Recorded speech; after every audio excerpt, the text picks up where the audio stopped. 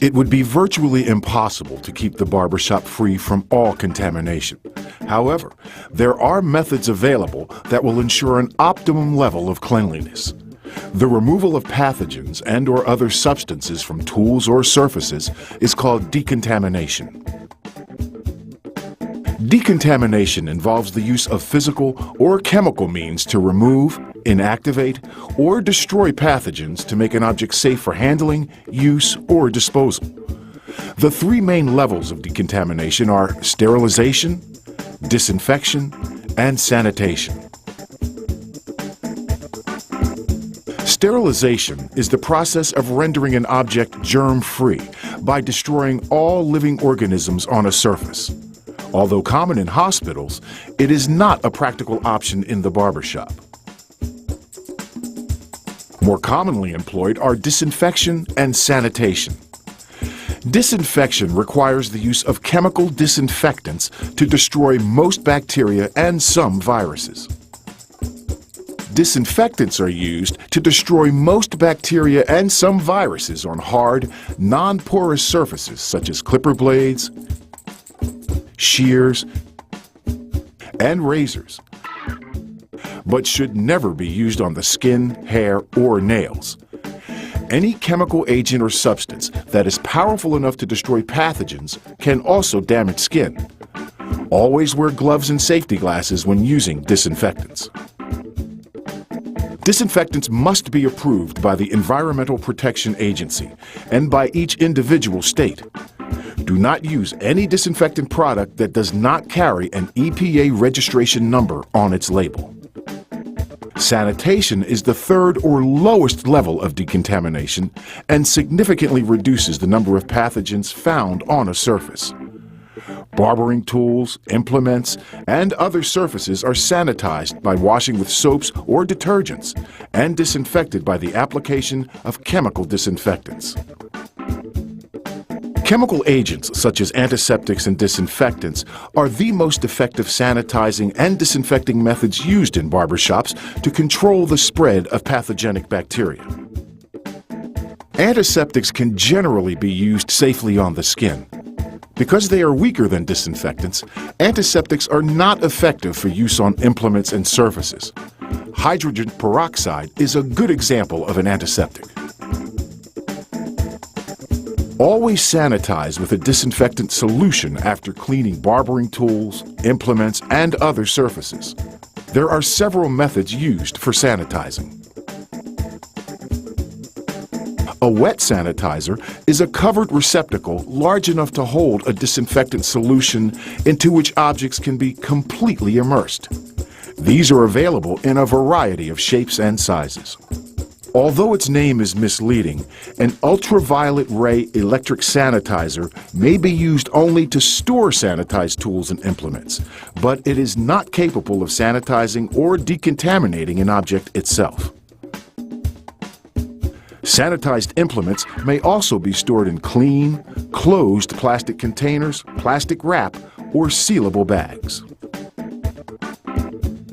The Occupational Safety and Health Administration, known as OSHA, was created in 1970 to regulate and enforce health and safety standards in the workplace. OSHA requires employers to maintain a work environment free from recognizable hazards and that complies with occupational safety and health standards. The Hazard Communication Rule requires that chemical manufacturers and importers evaluate and identify possible health hazards associated with their products. Material Safety Data Sheets, which are often referred to by the acronym MSDS, is an important result of this rule.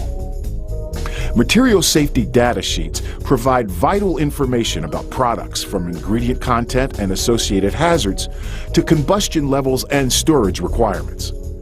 Barbershops are required by law to maintain a material safety data sheet for every product used on the premises.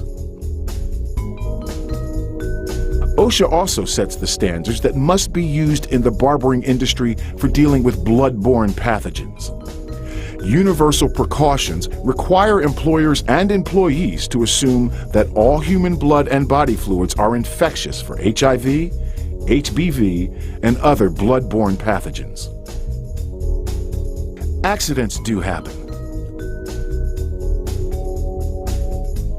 When a cut is sustained by the client, stop the service immediately and inform the client. Next, wash your hands, apply gloves, and clean the injured area. Apply an antiseptic or styptic using a cotton swab. Do not contaminate the container. Cover the injury with an adhesive bandage or other appropriate dressing. Clean the client and workstation as necessary. Discard all disposable contaminated objects, such as cotton pads or tissues, by double bagging. Use the appropriate biohazard sticker on a container for contaminated waste. Deposit sharp disposables in a sharps box. Remove your gloves by folding one into the other, as seen here. Wash your hands with soap and warm water before returning to the service. All tools and implements that have come into contact with blood or body fluids must be disinfected by complete immersion in an EPA-registered, hospital-level disinfectant. The barber must perform routine disinfecting and sanitizing procedures daily. For example, chemical solutions in sanitizers should be changed regularly. Change the solution when it becomes dirty, contaminated, or cloudy. Items must be clean and free from hair and debris before being disinfected. All metal implements should be disinfected, lubricated, and stored in airtight containers. Sanitize electrical appliances by rubbing the surface with a cotton pad damped with 70% ethyl or 99% isopropyl alcohol, or according to your state barber board rules and regulations. All cups, finger bowls, or similar objects must be sanitized after even a single use. Do not forget to sanitize such surfaces as headrests, shampoo bowls, neck rests, and other equipment.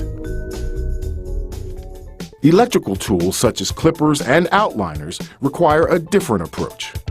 Hair particles and bacteria become trapped between and behind clipper blades, so thorough cleaning and disinfection of these tools is very important.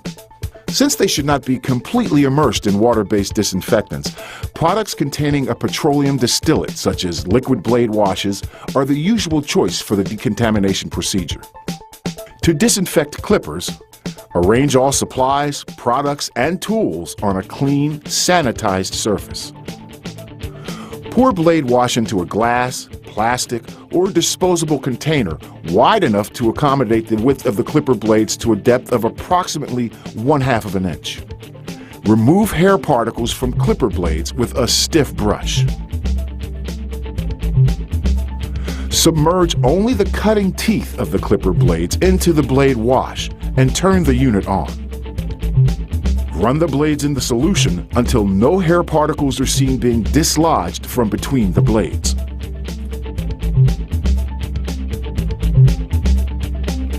Remove the clippers and wipe the blades with a clean, dry towel. Spray with a blade lubricant or clipper disinfectant. Grease or oil the clipper parts as necessary. And store the clippers in a clean, closed container. To disinfect detachable blades, remove the blade from the clipper. Brush the blade to remove any hair.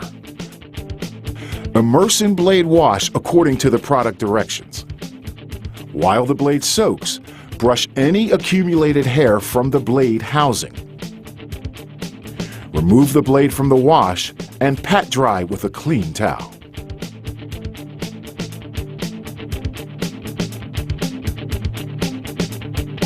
Maintain a safe, clean barbershop by paying close attention to public sanitation.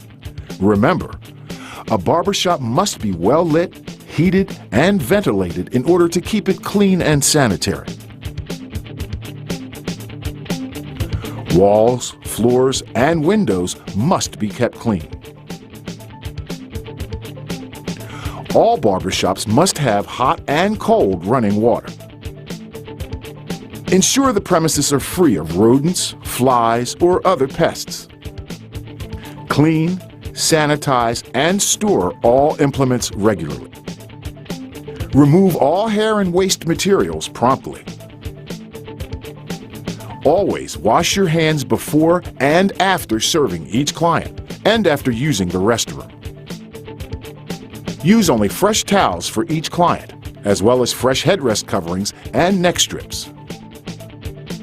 Lotions, ointments, creams, and powders must be kept in clean, closed containers, and a sanitized spatula used to remove ointments and creams from jars.